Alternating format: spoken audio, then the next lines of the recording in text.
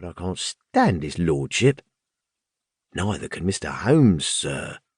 You see, he don't believe in Mr. Holmes, and he was against employing him.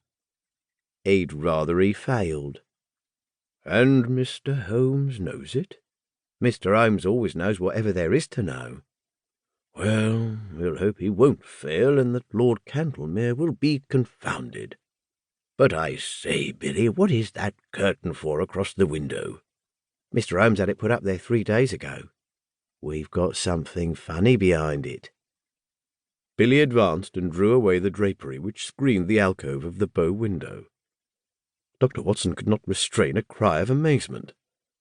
There was a facsimile of his old friend, dressing-gown and all, the face turned 3/4 towards the window and downward, as though reading an invisible book, while the body was sunk deep in an armchair. Billy detached the head and held it in the air. We put it at different angles so that it may seem more lifelike. I wouldn't dare touch it if the blind were not down. But when it's up, you can see this from across the way. We used something of the sort once before. Before my time, said Billy. He drew the window curtains apart and looked out into the street. There are folk who watch us from over yonder. I can see a fellow now at the window. Have a look for yourself.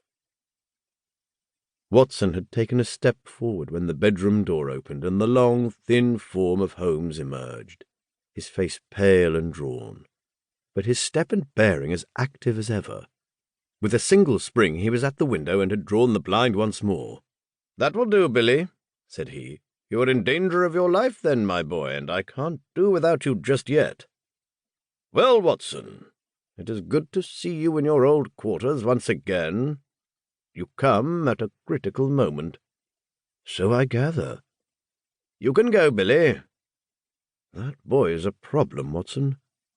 How far am I justified in allowing him to be in danger?"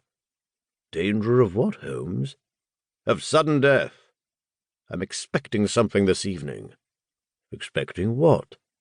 "To be murdered, Watson." No, you were joking, Holmes." Even my limited sense of humour could evolve a better joke than that. "But we may be comfortable in the meantime, may we not? Is alcohol permitted? The gasogene and cigars are in the old place. Let me see you once more in the customary armchair.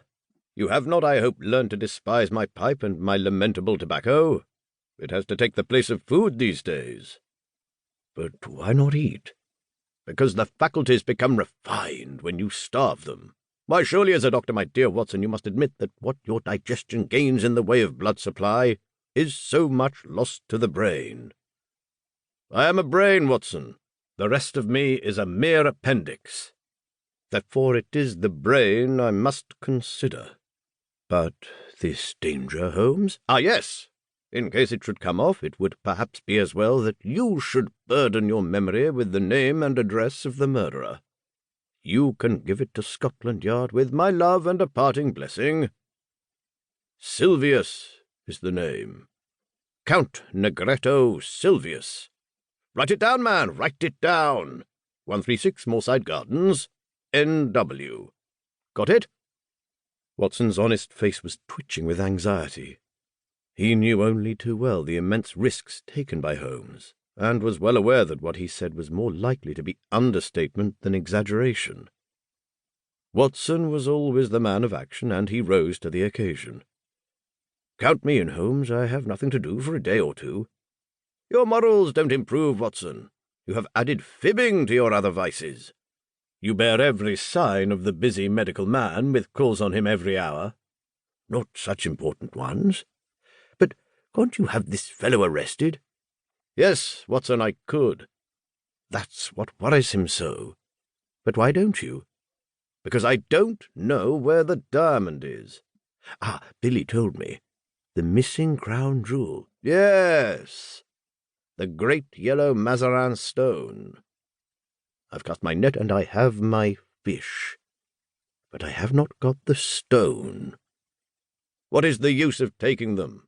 We can make the world a better place by laying them by the heels. But that is not what I am out for. It's the stone I want."